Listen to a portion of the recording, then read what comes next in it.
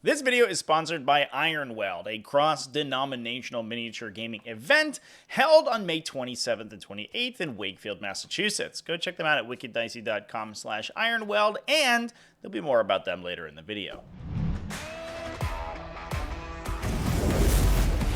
What's up, folks? Welcome back to TacticalTortoise. My name is Trevi, and with Warhammer 40k making a lot of waves lately, they just had a gorgeous new animated trailer go absolutely everywhere online, lots of articles and things coming out. I've gotten a lot of questions over the last few weeks about people getting started in the hobby and the game, specifically about whether or not this is a good time to jump in. So I wanted to make this video to give some general facts and information to new people getting into the hobby right now. So if you're brand new and looking to jump into 40k right now, this video is for you. Now, obviously, the big question that needs answering is exactly what is happening with Warhammer 40k that makes a video like this necessary. And the answer is that the game is getting a new edition. This is going to be 40k's 10th edition and is something that happens periodically, generally about every 3 to 4 years. These can vary in scale. A lot of times new editions will just come out with a new set of core rules that will change some of the core mechanics and improve some facets of the game, and the existing rules will already remain in place with some errata to make them compatible with the new rules. However, sometimes the entire game gets rewritten from the ground up, starting with every single army and unit in 40k, and that's actually what we're going to be doing in this transition to 10th edition. The previous edition of Warhammer 40k was 9th edition, which used a lot of the existing rules and army rules from 8th edition. 10th edition is scrapping all of that, and every single unit and army in the game is going to get a new set of rules that'll be released alongside that new edition. All of these rules are going to be available for free in June once the edition releases in full. So if you've bought 9th edition books or codexes, you're not going to have to worry about rebuying new ones immediately. So what exactly do you need to know about this transition? First off, just like I said, the entire game's getting new rules in June. However, that comes with an asterisk. Most of the core rules of the game, the core functions and mechanics of the game are actually not changing very much. Attacks will work the same, turns will have the same components and work in the same way, and objectives are really only changing slightly. Some of the nuances of these rules will change, and exactly how they're resolved will be edited slightly, but overall, the core engine is going to run exactly how it does if you learn 9th edition right now. The biggest changes to the game are going to be those unit and faction rules I mentioned earlier, which are being entirely changed from the ground up. So that opens the question, is it even worth learning Warhammer 40k right now? And the answer is absolutely yes. Because the core rules are going to be so similar, getting a few games in under your belt will help reinforce them. It'll make it easier to pick up the new edition if you're already starting from a baseline rather than learning everything from scratch. And since the entire community is going to be learning this new edition and all of these new rules that come with it, you're basically going to be in the same boat as everyone else. You'll get a good grasp of the math of the game that attacks will use. You'll get some general strategy and tactical experience, like playing with objectives, sequencing attacks in the most efficient way, and target priority. And all of those skills will translate over if you learn right now into the new edition. Just don't take it too seriously or get too attached to your specific unit roles, because those will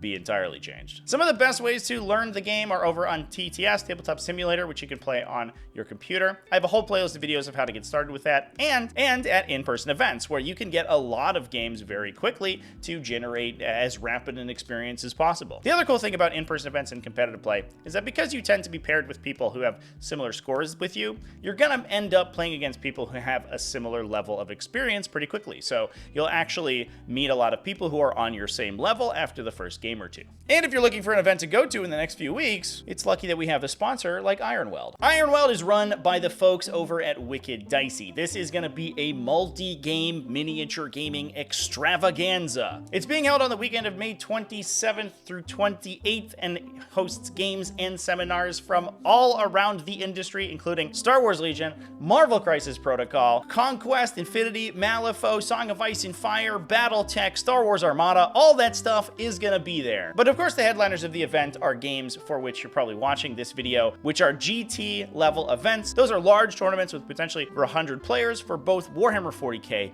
and Age of Sigmar. There will be prizes in these events for both sportsmanship and hobby excellence, so it's a good excuse to brush off your miniatures, get them spruced up, and bring your sportsmanship A game.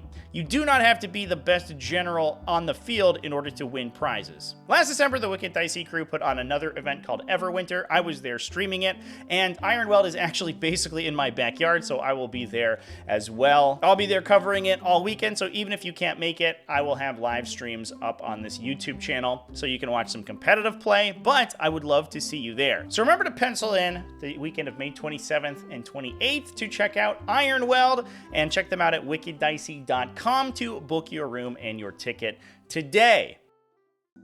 So if you decided to jump into the game and pick up an army, which army should you choose and which units should you decide to buy? Now, at the moment, we're kind of flying blind. There's very little information about how specific units and factions will play. So definitely pick whatever floats your boat. Anything you fancy is going to motivate you to paint it and get it on the table, and then you'll just be excited. So look at the factions that you like the look of or feel of. If you are looking for more of a concrete mechanical idea of how armies play, I do have a video discussing their play styles in 9th edition. Not everything is going to translate over, but the broad strokes will largely be the same. Given that they are the two factions that are headlining this event, Space Marines and Tyranids will have two of the newest and most recent codexes for 10th edition. So if you're looking to jump in and not really worry about re-releases or new model releases in a couple months down the road, those two armies would be the two that I look at. Because they are also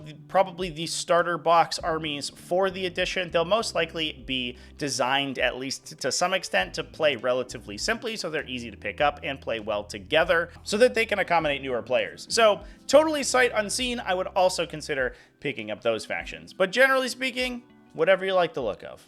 And with that, that's all I have to say about jumping into Warhammer 40k right now. It's an exciting time for the game, and I hope that you jump on to share it with the existing community. Let me know down in the comment section if 10th edition has spurred your desire to jump into the game of 40k, and I hope to see you on the battlefield. Big thanks for watching all the way to the end of the video. Thanks as well to everyone who supports Tactical Tortoise, either over on Patreon at patreon.com/tacticaltortoise, or YouTube channel members that you can join down in the link below the video. All you people are beautiful and wonderful, and I love you.